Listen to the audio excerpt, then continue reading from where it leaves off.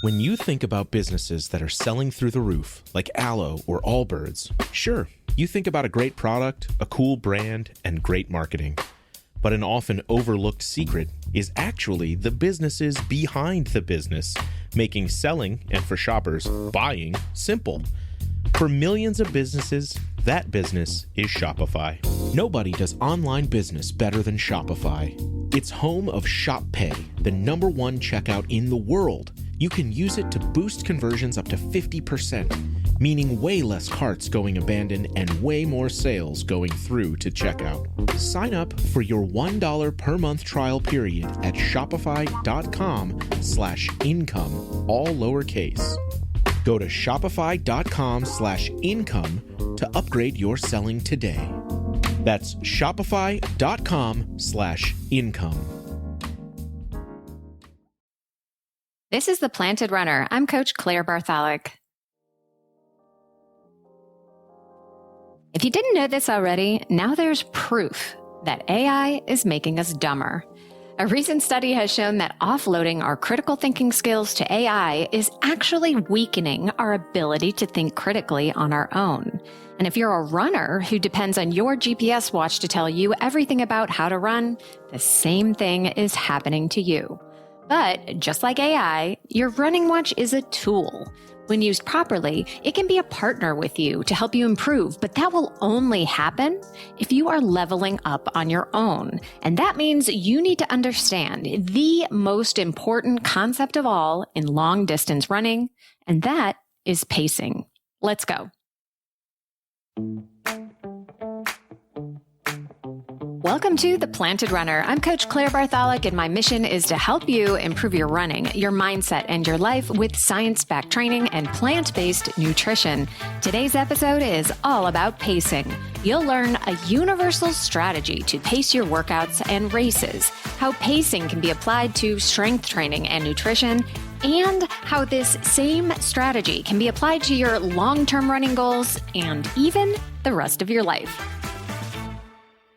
I am not exaggerating when I say that pacing is a fundamental concept that has the power to improve everything in your running. After I explain how, you might just wonder why you haven't thought of it before. Before I get into the details, I want to take a moment to talk about my PR team.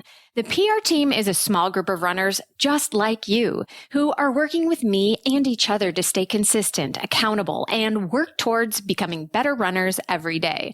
Not to mention, it's really fun. I'll talk more about the team later on in the episode, but if you're ready to learn more right now, head to theplantedrunner.com/group. And of course, don't forget to stay tuned all the way to the end of the episode for another Mental Strength Minute. Fortify your mind in 60 seconds or less. Let's begin our pacing conversation with how to pace your speed workouts.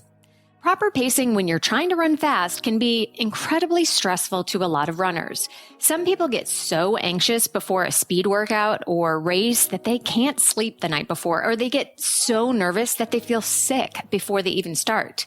We want to get it right and hit the marks set out for us. We want to live up to our own expectations. If you have a coach planning your runs, there is this feeling that you don't want to disappoint her. And a quick side note, if your coach is disappointed when you miss paces in a workout, you have the wrong coach.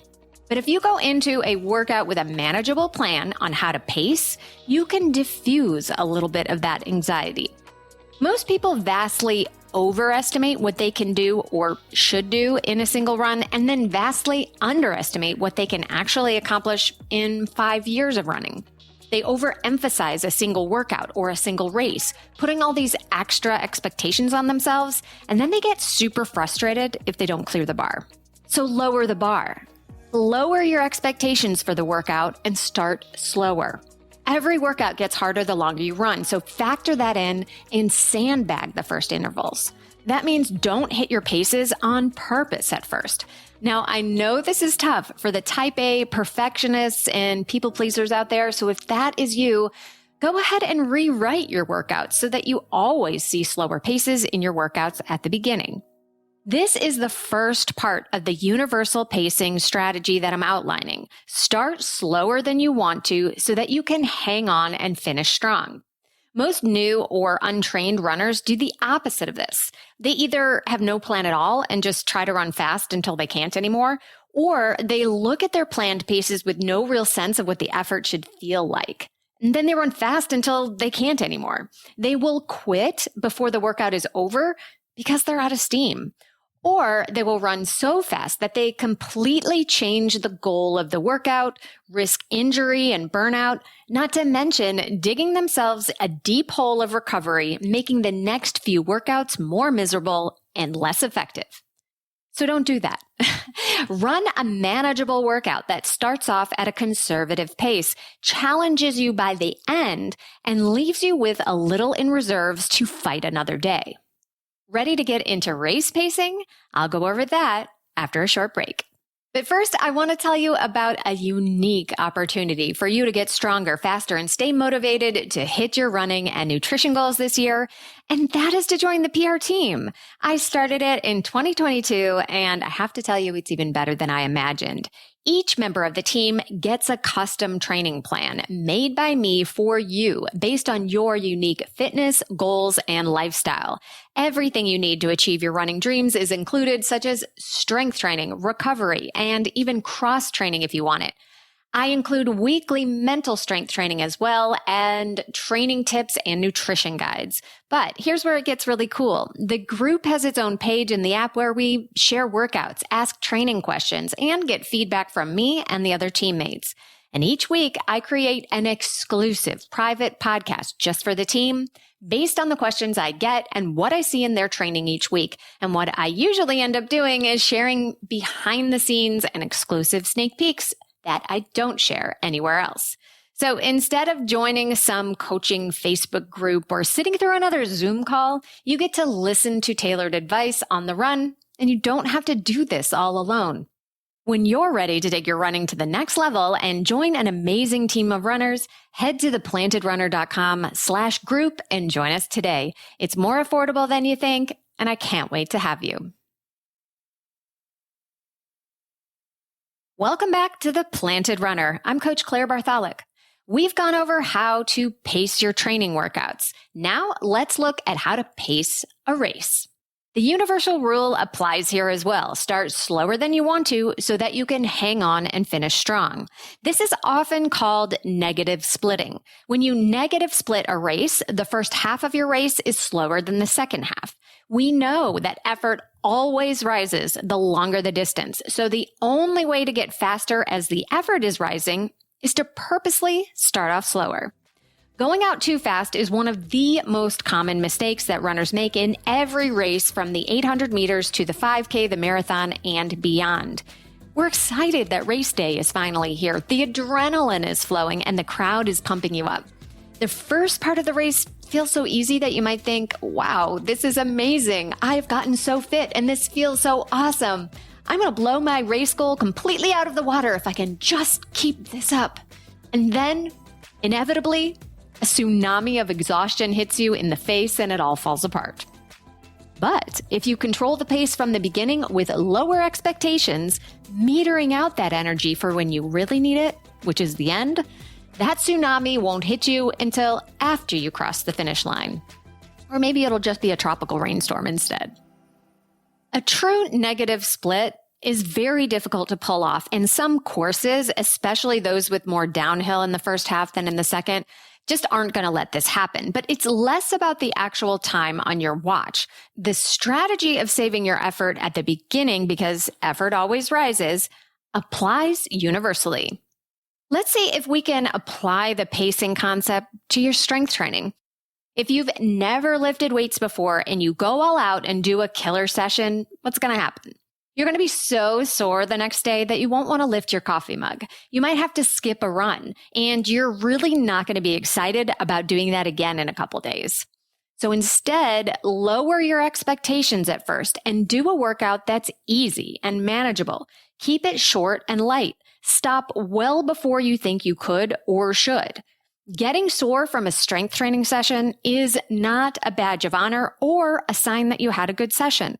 Sure, you're going to cross the soreness line occasionally, but not getting sore is a much better and less painful approach. As you get stronger, those easy workouts will get too easy to be effective, so you'll have to change things up. Think of this as similar to the middle of a running workout or race. You've gotten past the beginning, and now the challenge should go up. The only difference here is that you actually have to apply the challenge and lift a little heavier instead of the race doing it for you. But really, if you think about it, you are applying the challenge in a race too, right? With both running and strength training, you might expect that things would get easier as you get fitter. The effort should go down as you get better, right? Not increase like it does in a race. The reality is, no. The effort level and the pacing of that effort is still universal, no matter how fit you get. The workout doesn't get easier. You're just faster and stronger. How does this apply to nutrition? You certainly could argue that good nutrition actually gets easier the more you do it, and that is true. But let's break that down a bit into effort and timing, or pacing. And this goes for plant-based eaters as well as omnivores. If you've grown up on the standard American diet, which has the appropriate acronym SAD, your diet gets a large portion of its calories from highly processed, refined foods, sugary drinks and treats, and low amounts of whole foods, vegetables, and fiber. Not to mention, far too much alcohol. When you decide to overhaul that and eat healthier, plant-based or not, it's a massive jump to expect that you're suddenly going to be cooking all your meals from scratch and eating 11 servings of fruit and vegetables a day. Just like pounding out a way too hard strength session leads to failure, attempting to radically change your diet all at once is likely to fail as well. So let's apply our universal pacing rule. Lower your expectations and start slower than you'd like. Instead of switching to tofu, brown rice, and broccoli cold turkey, simply aim to add a vegetable to dinner and lunch. Maybe add a piece of fruit to your snacks. The goal is not a massive, unsustainable change that will break you. It's small, consistent habit changes. When things get too easy, up the challenge. I think you see where I'm going with this, right? Now let's apply pacing or timing techniques to your nutrition when it comes to athletic fueling. Just like you have a race plan or a workout plan to maximize efficiency and effectiveness of your training, you should pace and plan your nutrition throughout the day in and around your workouts. Have a plan for what you eat before every run. Learn when you need to fuel during a run and what works for your body. Learn when and what you need after a run and have that ready to go whether you are hungry or not. Planning all of this is going to be a challenge at first, but ultimately the effort will go down as you practice this. Nutrition timing or pacing is incredibly important for anyone who works out on purpose and anyone who is trying to manage a healthy lifestyle. Underfueling, whether it's accidental or on purpose, is a huge factor in overeating. So pacing your food throughout the day every 2 to 3 hours is how you win the nutritional race. You are never starving or stuffed. The goal is to stay in the Goldilocks zone as much as you can. What I love about the whole concept of pacing is that it really can be used just about anywhere. When you're planning out a week of running, you want to pace it so that it's manageable and sustainable. You purposely plan low effort days and rest days so that you have freshness to run hard when you need to. When you're thinking about your big dream goals, like breaking 2 hours and a half or running Boston or even running sub-3 in the marathon, plan out the pacing of what that will take. You're not going to go out and crush your dream goal tomorrow. It's going to take consistent, deliberate, and sustainable effort. Lower your daily expectations to raise your long-term ones. The concept of deliberately applying less effort so that you can accomplish more in the long run is paradoxical. It even feels a little un-American in our busy hustle culture where overworking is exalted and exhaustion is everywhere. Manageable pacing with everything you do can change all that. And now it's time for the Mental Strength Minute. Fortify your mind in 60 seconds or less. Today's topic is called temptation building. That's when you pair something that you really like with something you are not super motivated to do. Let's say you want to get better at stretching and mobility work, but you're just not super motivated to make it happen. You're always putting it off or missing it completely. To motivate yourself, think about something you can do while you're stretching that you really enjoy, like listening to a certain true crime podcast or watching a trashy reality show. The only rule is that you can't listen to the podcast or watch the show any other time, except when you're stretching. The more indulgent the show is, the better, because you're pairing something a little naughty, which feels extra rewarding, with something virtuous, which doubles the happy hormone hit that you get. You're more incentivized to do it again and again, which builds and solidifies the habit. If you tried temptation building, reach out and let me know what your temptation was. Thank you for listening to The Planted Runner, part of the Evergreen Podcast Network. Don't forget that you can enter to win a free custom training plan for your next race and get featured on the show. Just write an Apple Podcast review and enter at theplantedrunner.com/PRLab. Of course, reviews are the number one way to boost this show's reach, and it's a great way to tell me what you'd like to hear next, because I read every single one. Have a great run today.